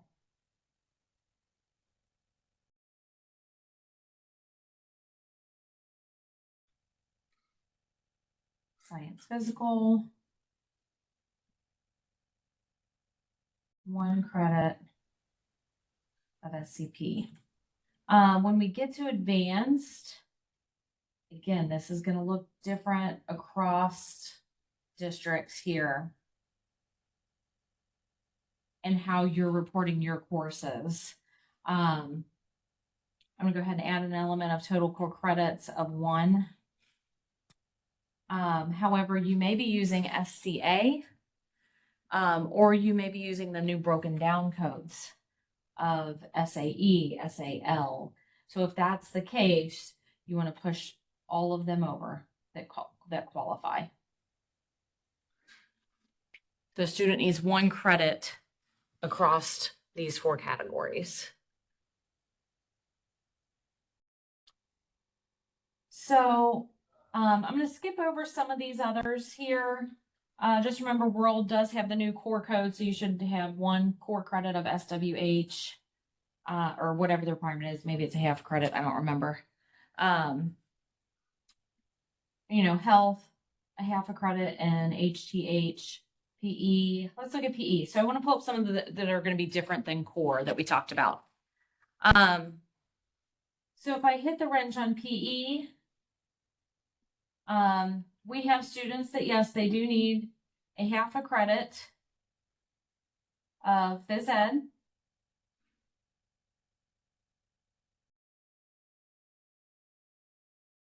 But if we offer the PE waiver, we also have students that may not have taken phys ed, but they still meet the requirement. So I would switch this total core credits to exemption and go ahead and hit add element and select my exempt from PE. And so you'll notice here, they now need either a half a credit in PE or their exemption screen is marked true for PE. So that rule will look at both of those options and say met or unmet based on those 2 line items together.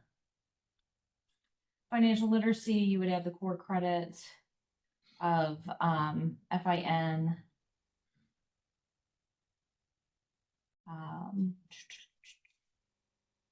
Trying to see if there's any others I can demonstrate here. We talked about a course. Let's do a pretend setup here. So let's say now, let's pretend this is my 2025 rule. And students aren't actually earning credit in FIN. They just need to receive that instruction. And they're receiving it through a specific course at your district. So you could set it as course and hit add element and identify that course that students have to take. So it will look at their course history record and make sure that they've taken that course before it will say that they've met that requirement. One thing to be cautious of here when using course is transfer students. If you say they have to take course XYZ and you've got a senior that comes in and you're counting another course from their previous school as that XYZ course, this system, unless you enter that in their course history as course XYZ, that it matches yours, this system will not recognize that they took that course. So just be cautious of that.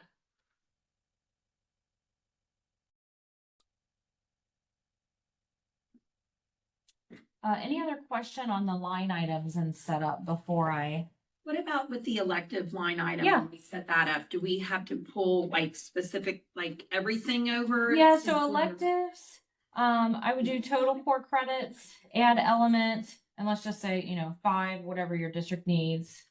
And then you could just pull over all of these codes, that count as electives, Okay. or you can, depending on how you've set up your overflow, if Yeah. you have everything truly pushing into electives, that Yes. counts, you could simply pull over ELE. So even though the course is not being reported as ELE, it's being reported as, a foreign language or a fine arts course, but your overflow says anything that's foreign language or fine arts It push goes into an over. ELE, it will Okay. recognize that. Perfect. Yeah. Okay. So it just depends on your setup. Or like I said, you could pull over each category that counts. Okay. Either So way. you have to pull something over, like say if we were Yes. doing the honors diploma and you just wanted for English. Uh-huh. Well, so you would have to pull over all the subject, you have to Yep. fill out all that bottom. So I'll save electives when I get down here to total credits. I just say they need a total of 21 credits, but it's for everything. I would just push them all to the right and then push not applicable back to the left. And so that just looks at everything, saying they just need 21 credits in one of those 30 categories that I pushed over. Yeah. Any other questions on the setup?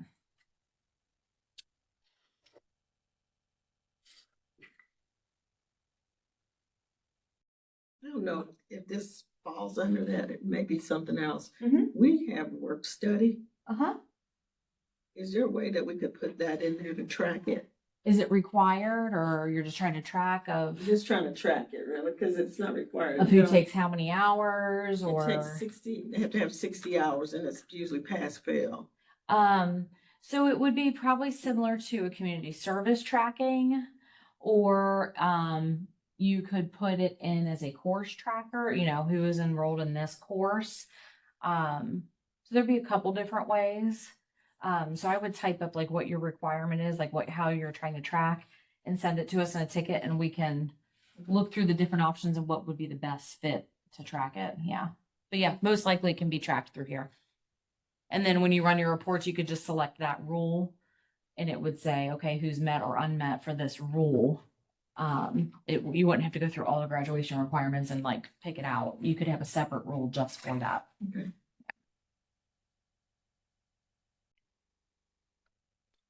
Okay. So now that we've got our rule built, the next step is, okay, so now what do we do with it? How do we know who's met, unmet, that kind of thing? And there's a couple different options. So we're going to work through the different options. I'll show you how to look at a student individually, also in bulk, as well as some other options of placing the rule on other reports that you can view it in contrast to those existing reports. You can assign a student a graduation or eligibility rule as their primary rule. It's not required to do, but you can assign it. You can also do it in bulk if you want to just say, okay, all of my juniors do a bulk update. They need to be assigned the class of 2026 and beyond rule. So you can do it that way. It might save you a few steps in running some reports. Honestly, I don't know that I ever went through and assigned kids to a rule.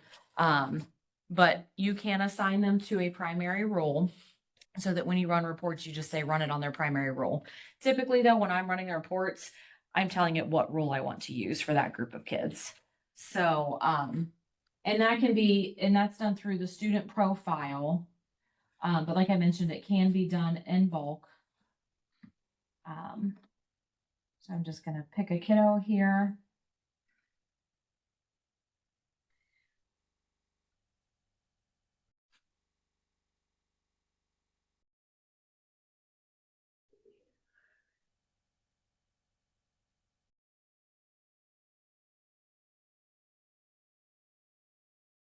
And see where it is on here.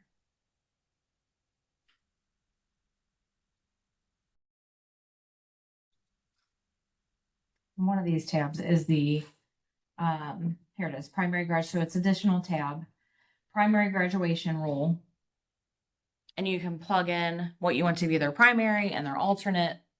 Like I said, this is not a required step, but if you do want them to have that assigned to them to save you a few clicks in some of the reports, you can do that. And again, this can be done in bulk as well. You don't have to come into each kid individually and assign it. So how to view a student's eligibility. So if I come back to this, Lori Abbott here, and I want to see where she is on track for graduation. And so I can come into her student menu. And right above graduation points, you'll see graduation eligibility. And you would select student eligibility details. Now, when I first come to the screen, it is blank because I did not assign her a rule, a primary rule. If I had assigned her one, it would by default pull up her primary. So that's where I mentioned it might save you a few clicks, but I want to choose which rule I want to look at. So for her, I know she's technically a senior in the system, but we're going to say class of 26 and beyond because that's what I just built. And what mark type do I want it to look at? So you can specify, so we just finished second quarter. So I'm going to say, let's look at, since I did include current courses, let's use our grading period as the mark type. So what it's going to do is look at her second quarter grades and say, if she's passing second quarter, we're going to assume she's passing the year. If she's failing second quarter, we're going to assume she's failing the class. If she doesn't have a mark for second quarter, then we're going to assume she's failing because that's how I set that up in that original setup. So I'm going to select grading period, and it's going to look at the most current grading period. I also want to check recalculate in this instance because this is a brand new rule I just built. She has not been calculated against it yet.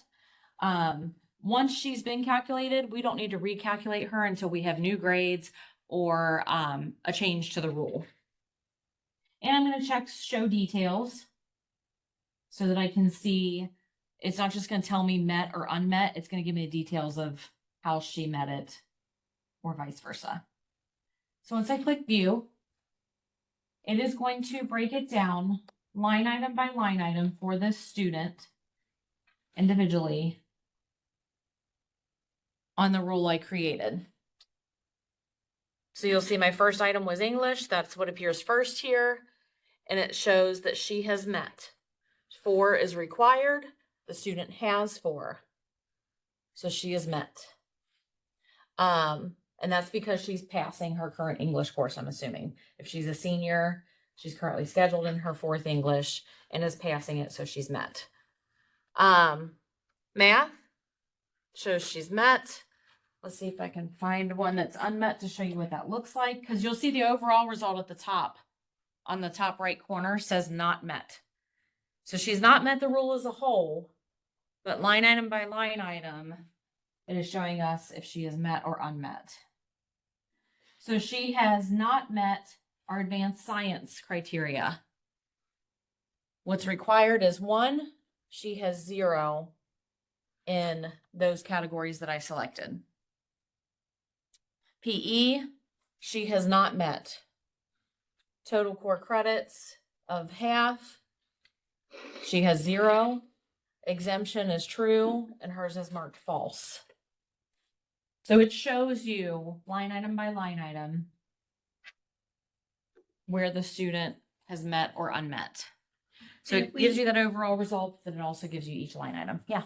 So if we had gone on and marked in the student's grad screen that they were exempt from PE, that would show up as true, and that PE was met. So let me come back to her profile here. Oops, I'm sorry, it's not in the profile anymore. It's under grad points. Student exemptions and requirements.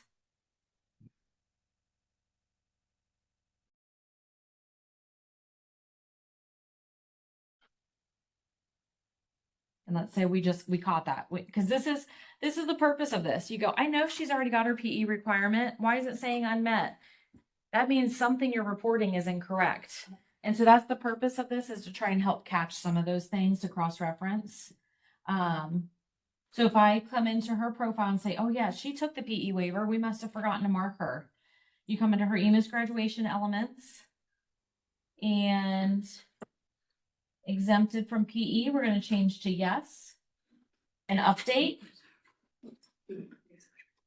And then I'm going to come back to her student menu, graduation eligibility, student eligibility details. And it is refreshing right now. And now it says met. So you don't have to do anything with membership for PE. Nope. So it says met, but you'll see it still says she did not earn that credit, but she's marked as true on the exemption, which allows her to meet that requirement. Yep. But the reason it automatically recalculated for me is because I had checked that recalculate box. Okay. If you ever come in, you're like, I updated it and it's not showing on the screen that, Yeah. if you hit show menu here in the top right, and then click eligibility. If this is unchecked, you can then check it and hit view and it'll recalculate it for you right then. Okay. Yeah. But yeah, that's the exact purpose of this, is that when you run these reports and you go, man, it's saying these kids aren't, meeting physical science, and then you can find, oh, this was a manually entered course that they took elsewhere and I accidentally clicked the wrong thing, or, oh, we're counting this course as, XYZ, but it's not being reported that way, and finding, the common ground there. So that's how to view a student individually. You can also view this in bulk. And the report for that is the R208. And you can also just type in eligibility, it should pop up. But it's the R208 report. And I probably should have done this before so that it didn't have to run. But you'll notice you can filter it out based on, you can just run it for a handful of students by ID. You can run it based on what their graduation year is in their profile. And then it's asking you, do you want to see students that are eligible, ineligible, or both? Early on, when you're first using GradBear, I always would select both, just because, like I said, that's the purpose of this, is kind of checking our reporting and finding mistakes or, things that weren't as we expected. But later on, if you just want to see, I only care if they haven't met. Yeah. And you would just select ineligible, and it's only going to bring you back those students that have a not met item. You can filter it out by counselor. You can filter it out by program, student status, grade levels. So let's see how I can try and make this as short of a report as possible so that it doesn't run forever. And then down here at the bottom, you'll see your rule options. You could click that to run it based on their primary rule, or you can tell it the chosen rule that you want to run it on. I typically just tell it. That's why I never really assigned it to students. Because if you start creating rules for different things besides just graduation, you're going to be telling it anyway. So I'm going to say I want to run it for the class of 2026 and beyond. I do need to hit recalculate. So I'm hitting recalculate since this is a brand new rule. None of the students have been calculated against it yet. And I do want show details. Mark type, again, I'll just stick with grading period. You can choose to show the counselor and the GPA and the class rank by the student's name on the report. And how do you want it sorted? I'll just say student name. So I'm gonna go ahead and submit that. Hopefully our test database, sometimes it, And then like with transcripts, we can say kind of that selection that we want. yeah, you can save load Okay. settings on this report just like any other. So if you say, I want this to be my class of 2026 that I'm running, I use these settings every time, you could save that. But under selection criteria, one thing I did want to point out here is under recalculate. So that's going to make the report take longer because it's recalculating each of these students. You typically don't need to check that, but what I recommend is at the end of each grading period or semester per se, come in and just run this report for your whole building and check recalculate. And that way, whenever you are running it, you don't need to check recalculate. Okay. So just kind of, you know, you have to go in and refresh your GPA sets for honor roll, that type of thing. I just make this as one of my extra steps. I come in, run the R208 for everybody all at once. I really don't need the report, but I'm just running it simply for the purpose of having it look at their current new credits earned, new grades that have come in, and recalculating it against that rule I'm using. And that way I know it's done. I don't have to worry about it when I go to run it again in a week or two and actually need the data. It'll run a lot quicker. So let me see. Oh, it went pretty quick. Good. So here's what the bulk reports will look like. It's going to list out the student at the top. It's essentially that screen we just saw. This is Lori Abbott. And it lists each line item by line item, just how we saw on her individual screen. But if you keep scrolling, it goes right into the next student. We're now on Brooke Acosta. And so it just compiles all of those screens into one large report, so you're not having to jump around student to student to student. And then one final way to view, and I'm not sure, good, I do have it.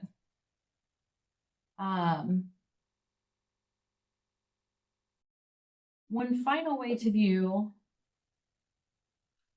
if I can make this larger, is to place this box on other reports that you're running. And the two eligible reports are your report card and your transcript. Report card is, I don't know if that's super beneficial, but transcript, it is a huge help. So when running your transcripts, the R702, towards the bottom of the formatter is an option to select a graduation rule. And so you can select the rule you want. Let's say your class of 2026, and it will place a box just like this on the bottom right corner of your transcript. So if you're printing transcripts, you know, to hand to kids for scheduling, or maybe just you're doing one-on-one meetings with kids, it will have this box that shows your grad requirements, but you've got the kids' credits right there at your fingertips in the left column right next to it. So if you see this and say, oh man, it says that they need 23.5 credits and they only have 20, but I know they have 23.5. I'm counting them right here. You know, you can kind of start to cross-reference and figure out the problem right there without having to jump through other screens and get to the co-high and things like that. So it's kind of just like a good checkbox. You can say, oh, like I see you need your physical science and, you know, yep, that's not on your transcript. So let's make sure you schedule for that. Or maybe you see, oh, they do have chemistry on their transcript, but physical science says 0 credits. You know, what's the issue? So it's kind of just another good cross-reference point. Another way to view that data. And I will show you real quick. Yeah, because chemistry is always an interesting one because we use chemistry A big pain in the butt. as a physical science and as an advanced science. So do a lot of schools just create Two separate grade books for their teacher? Mhm. And the teacher can combine the classes. Yeah. So they only have one roster. Because Yeah. we always go, what we've But done that the is last few years is changing. Go in on the backside and Yeah. add it to the students. But that is changing with these, that's kind of what the purpose of these new codes coming out were. So you've now got, instead of just SCA, Advanced Science, you've got SAP, SAL, and SAE. So you can code chemistry as an SAP, and EMIS folks would have to double check me on this, but coded as an SAP, so it sees it's an advanced physical. And so if a student takes that as their physical, it sees that as a physical as well. Okay. And then, you know, they then go on and take, I don't know, physics. Right. And then that is also SAP. And so it sees that, okay, they've got the advanced and I don't know that it's to that point yet, Okay. but that's the intent of those broken down codes to try and help resolve that exact issue. But like I said, I don't know that they put the codes out there, but I don't know that like the catch basin on ODE's end has caught up to like, okay, if they have two SAPs, that counts as a physical and an advanced. So I don't know if like it has been fully, but that's the hope. Intent. Yeah. Okay. Mhm. But here's the transcript formatter, the R702. And towards the bottom here is where you can select your eligibility rule and your mark type. And that will then plop that box on your transcripts to list out the requirements of that rule. And what are the options for mark type? Like just to, So you've got grading period, which is your quarters. so we would. And again, this might look different across the district depending on what your reporting terms are. Averages, your semester averages, exams,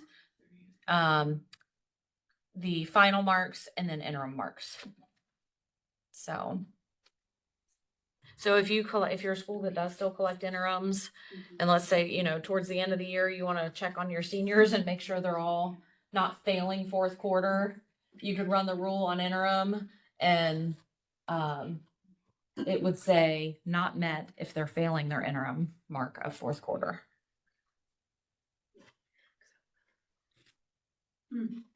So what other questions? That is all I have as far as the setup and how to use it.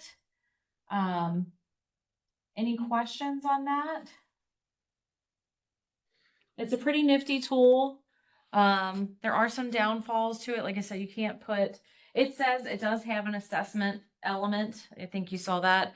But the state tests are not one of the assessments included in that element. So you can't pull in state tests like Grad Points does.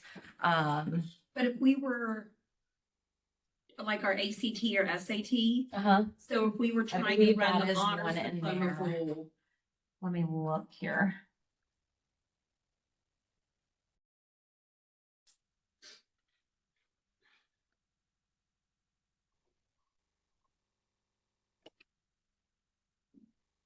Just gonna pretend to add one here. Yep, ACT and SAT Okay. are on there. okay. You'll see OGTs are also on there.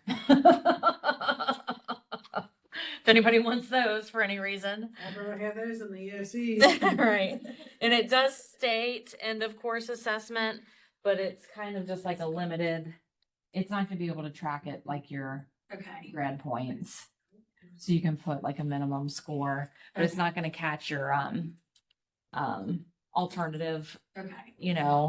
options and pathways. But one good thing is a real battling point has been between the two is GradVera is set up to look at the core because that's what the state was looking at. Grad Points was looking at the subject area, I think is what it was called. I have to look at the exact verbiage. I think the EMIS subject area instead of the core subject area. 99% of the time they're the same. Yeah. An English course is an English course, but English is a great example when that other 1% of the time, creative writing is an English course, but that's not counting towards my 4 core credits towards graduation typically. And so that core would be set to elective, but the EMIS subject area is still ENG. So Grad Points would just look at all the courses of ENG and say, oh, yep, they've got 4 credits. Even though it wasn't necessarily their 4 English courses. So it's been a battle for years on why it was set up that way. And just in November, we were told they are switching Grad Points to look at core. So that's a good step forward. That was just one of the cons of Grad Points that thankfully they're resolving that. So that makes Grad Points even more valuable than it was. But the sole benefit left of this would be is your school requirements. Yeah. So if you have something different than the state, being able to track that. Well, I mean, And definitely creating- honors diploma. Yeah, I was gonna say, and creating off rules that aren't necessarily graduation, but But that's yeah, so what we- outside of that, we grad started- points is like a whole package now to where it pretty much touches everything now. 'Cause we And were so- hesitant to change like our creative right until they finally this year Right. and EMA's added that component where it could be Yes. it's an English course that counts as an elective. Correct. Because then we were like, well, it's not gonna count.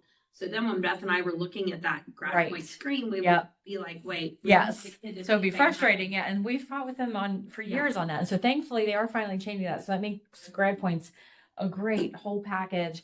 The only thing is that it can't go above and beyond the state requirements. So they're getting there. They hopefully continue to try and merge the benefits of both of those pieces together. But yeah, so this is a great tool to create additional rules as well. So any other questions?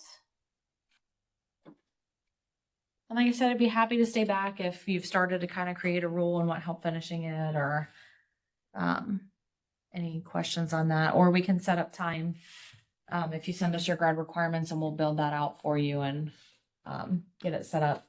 And then it's kind of a game after that. You know, those first couple runs of your rule, you're going to panic a little and go, oh, why is it saying all of my kids are unmet? And, and it's typically totally normal. And it's typically just small little tweaks to your rule setup. And it does like a swiping fix of large chunks of problems. And once you get those few little tweaks fine-tuned, then your rule is good and you're more comfortable running it. Like, okay, now I can trust that when it says unmet, it really means unmet. So.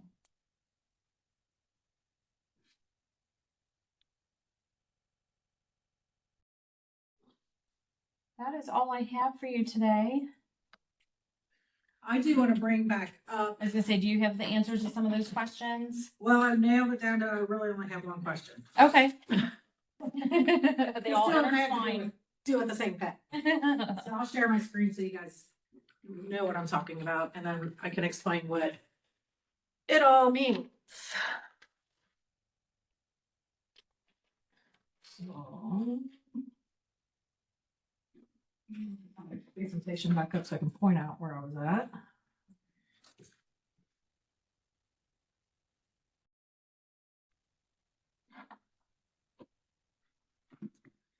So when we talked about this 520210, 520205, and you asked, when can we use it?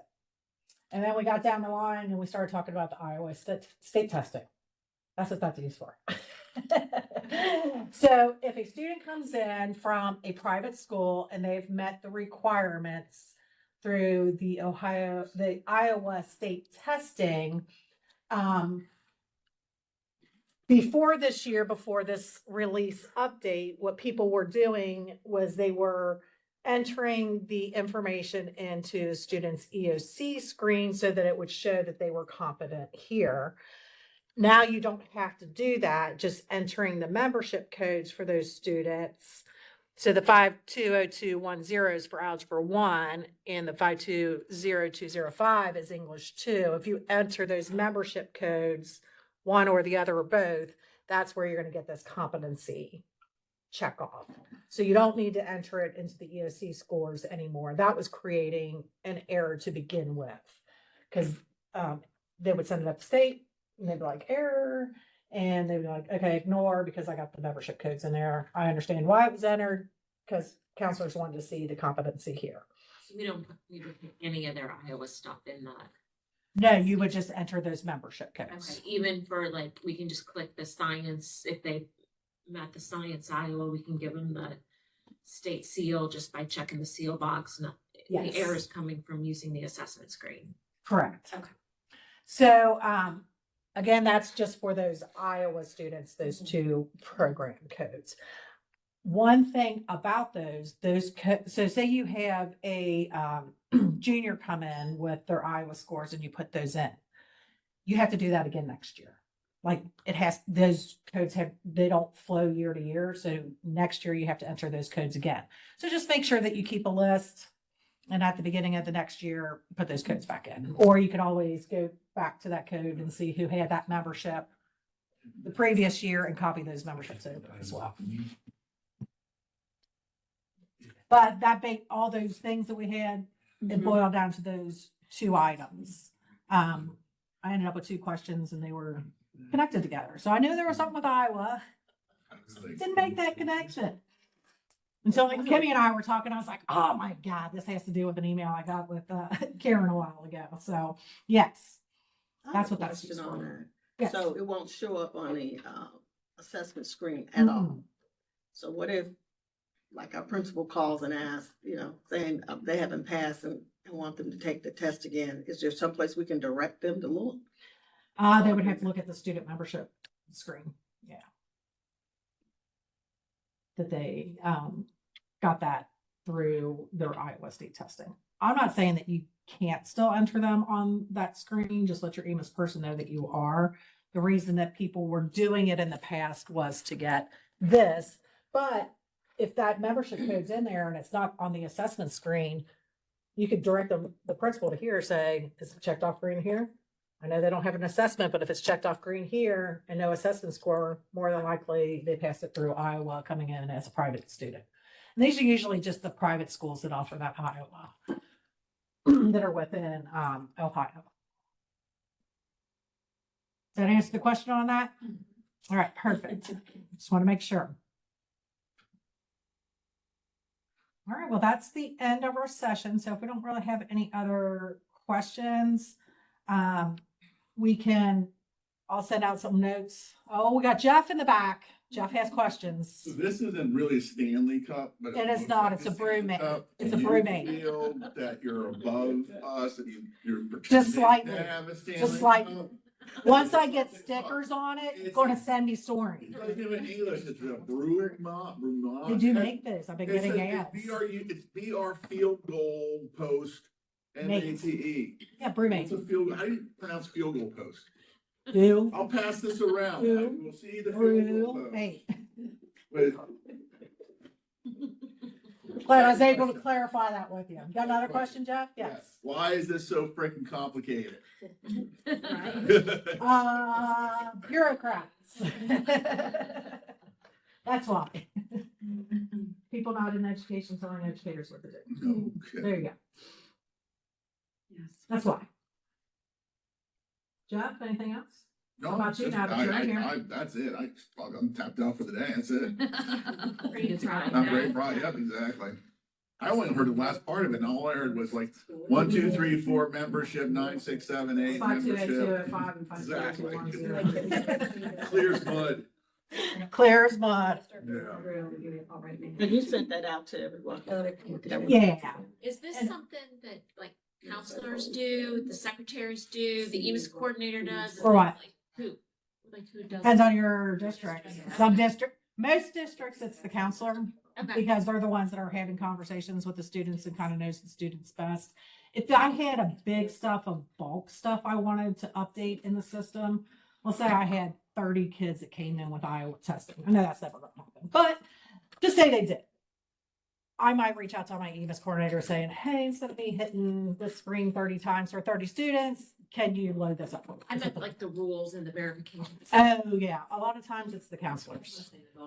Yeah, usually it's done at the building. So if we went home and we worked on this, we could set like a virtual time. Yeah, with the absolutely. student, Kind of go through it, and make sure we've got it all Mhm. in a good spot. Gradner has been around for a long time, hence the OGTs that were in there. But Grad Points essentially replaced it. Do what? I'm sorry. I've been doing crap I can for 20 Did you show them how you can get it on the transcripts and everything like that? Yeah. Okay, I missed that part, but. It is, but one But thing grad that people, points- people shy away from because of complicated, there's a lot of work to do to get it. Exactly. Once But it's once it's set, set it's up there. though, it's like, Yeah. Yeah. Yeah, but I didn't even know what to say. But Grad Points is intended to Aren't you glad kind you of came? replace it. But Grad Points is just still missing a few of the things like the extra state requirements but it's still a great tool, like I said, for even outside of grad requirements, different. I mean, the majority of your students graduate the traditional Right. route. Mhm. So the only ones that you really need to worry about by looking at grade summary are the ones that didn't, meet the traditional route. Yeah. Did we tell you about how the settings to have report cards automatically generated every quarter and emailed to the parents directly? Did we tell you about that screen? You can smack him. We'll leave Jeff at the entrance of the door. You can smack him when you're going out. I mean, really, I was like, everybody gets a Right. smack. It was his birthday Sunday, so we could, Yeah, there's also a plugin that, Yeah. So he's lived another year. Yes. yeah. there's also these glasses you can buy from Google that just translate your thoughts directly into the computer. And it's just wherever. It's Yeah, but it's only connected to Dazzle. You can just sit there and think and it just moves along for you. That's not bad. I Yeah, like yeah, that one. so, yeah, they're really expensive though. Kid at Southern Hills, Mhm. and they're are showing up with the JBS grad screen. They aren't showing up with what? In the grad program, they don't have like the JBS. Oh, that's, They're at Southern Hills. it's a Southern Hills student and the It's on JBS screen is. I bet you they don't have a Because shared, it's but Southern Hills is with us, so they might not have a shared, shared agreement. Is shared it for a agreement on file. kid or is it? Over there. I just have Oh, you been only there have one for kid like- there. Yeah, it's So not there's set a up, it is shared, form isn't set that, up. they sign to set up shared agreements with districts. And it allows us to connect the two different databases on the back end and that would then come through to where you would see that. So Grandkids show up? can we send, I was gonna say, do you have one? Trying to think, who do I have at Grant? I have the I was form. gonna say, if we can send them that form. You can preempt. And I was gonna say, district trust is what it's called. Yeah, this-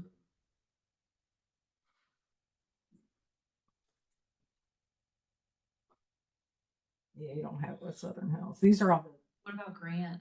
Do they have one with Grant? yes, So your grandkids should be showing. Should show up. Yeah. unless US Grant doesn't have it. You know what I'm saying? So Oh, I let's got look it. at I've got my grant. Yeah. You got Grant, but the other one you're missing is Southern Hills. All right, so I'll send you a, district trust form. It has to be signed by the superintendent. So like I'll send it to you and you have your super sign it and then you send it back to me and then I have to send it to Southern Hills and their super has to sign it. And typically it's not. I don't know. I mean, this is one random. I don't know that I'd we'll say get that any. we'll start ending up with more kids out there with those senior only programs. Yeah, they've got a ton of senior only programs Right. they're mashing out up there, I so. feel like we'll start having more head that way. So district trust with Southern Hills. Yeah, I mean, you might as well set it up just in case. Yeah. Doesn't say, it's a preemptively you can set it up. I don't think either super's gonna say no. I don't do nothing without a signature. Especially when we gotta keep it on file and all that stuff in a certain area, so I will do it the right way. He's on track. He's good anyway. So. Yeah. Yeah, and Southern Hills doesn't have you either, and that'll help them out too, for them to be able to look at your guys's. So, I mean, typically they don't say no. Sometimes a new super will come in, what's this? I don't want to share it. I'm like, come on now. Yeah, you do. You really do. You really want to share. You have to actually open up a whole new can of worms about what happens when a super does. They do change supers. Do we have to go back and, I was told by David and Laura that it's fine. really? Yep. There until revoked. Yep. It just keeps going until somebody says, nope. That's So, One question that Yeah. we had, the rules that you helped us make, Uh-huh. you locked them. Oh, I did. Oh, they were at the district's level. they're at the district level. Yeah, and so you need those moved to the building level so you can edit them? Yes. Okay, I'll make a note of that. Okay. I'll shoot you an email once I get them flipped over. Or does it give you the option to copy them? It did, but then when the copy was locked. Oh. Yeah. Cause then I was trying to break just like That's like- see we're what trying to the hack rules into was. it. Yeah. It's not like this is the working. copy and it's all locked. I was in. Well- copy them and then I could Is delete there, mine. well, is there an add button on the other screen? Because copy might be an add rule if you don't have add permission. That's why it might be blocked. Where the You- goods. Do you We have like can an add add it, you can create. Like if you go to. Yeah. I can, yeah, it gives me add. No, she's talking Okay. about Well, from that's- the screen. I'm gonna, They gave make me it the a start, get that fixed. Yeah. She can't find the template. Nope. on NTC. Cause I think your old Yes. ones were at You district know, in the level. PowerPoint where Is there a way she to said, move "Oh, them you from can the go to district to the? website." Yeah. Are you in the building, so you're sitting in the district, do you wanna move it to the building? Yeah. Or you can do the bulk upload, but I couldn't necessarily find that on ATC's website. Yeah, so if you go, I thought I clicked on everything too. So where am I go? Let me find that screen. So I will, email you once I've got that fixed. Thank you.